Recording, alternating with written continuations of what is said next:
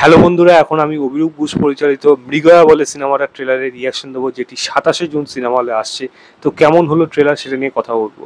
ট্রেলারে যে গল্পটা দেখা যাচ্ছে, একজন প্রস্টিটিউট যে রোলটা প্লে করছে খুব সম্ভবত এখানে প্রিয়াঙ্কা সরকার, যার হঠাৎ করে মৃত্যু হয়ে যাচ্ছে এবং তার মৃত্যুর ইনভেস্টিগেশন করতে আসছে বিক্রম চ্যাটার্জি এবং তার পুরো টিম।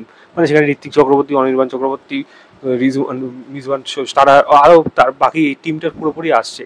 ইনভেস্টিগেট করতে গিয়ে জানতে পারছে এর মধ্যে আরো বড় বড় মাথা রয়েছে, যার প্রধান লোক হলো সৌরভ দাসের ক্যারেক্টারটা, যে একজন কাইন্ড অফ একটা মানে মানে মানে ডেঞ্জারাস টাইপের একটা মানুষ। তাকে কিভাবে ধরবে এই পুলিশরা এবং সেখান থেকে পুলিশরা কিভাবে ইন্টারোগেশন করবে, এই মানুষটা কি ধরা কি সহজ, আর তাকে ধরতে পারলে তার সাথে এবার কি করবে, এর থেকে বেশি জানতে হলে যখন সিনেমা হলে আসবে এই সিনেমাটা তখন কি অবশ্যই দেখবেন।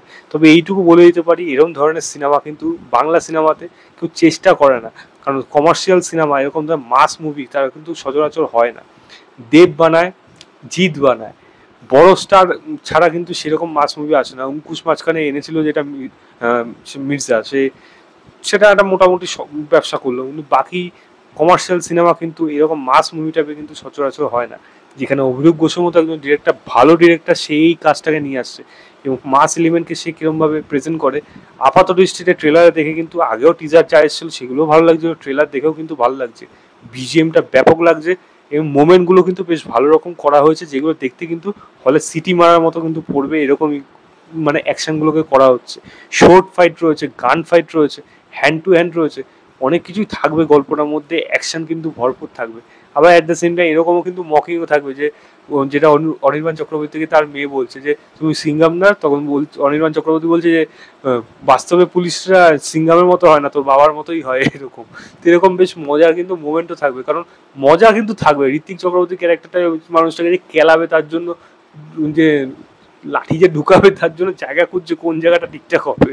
তো এরকম কিন্তু মজার মুভমেন্টও থাকবে। তো আমার বিশ্বাস এই কাজটা এবং এই গল্পটা কিন্তু শুধুমাত্র বেঙ্গলের উপর বেস করে থাকবে না, এটা কিন্তু মানে বেঙ্গলের বাইরে, সেটা বিহার, ঝাড়খণ্ড, এইসব জায়গা হতে পারে, সেখানেও কিন্তু যাবে। তো এরা কিন্তু পুরোপুরি বেরোচ্ছে সেখান থেকে। কলকাতা পুলিশ, এই যে লোকটা একজন যে মক করছে কলকাতা পুলিশ, তো সেখান থেকে তারা যে যাচ্ছে বাইরে, তো সেটা কিন্তু দেখতে বেশ ভালো লাগবে কীরকমভাবে সেটা করে, কতটা দূর অবধি যায়। কারণ দেখুন, এরকম এটা তো সুপারস্টারদের সিনেমা না, তো সেখানে বাজেট একটা সীমিত থাকে, সেখানে যা যা আপাতত দেখতে পাচ্ছি সেগুলো কিন্তু প্রত্যেকটা জিনিস ভালো লাগছে, বাকিটা তো সময় বলবে।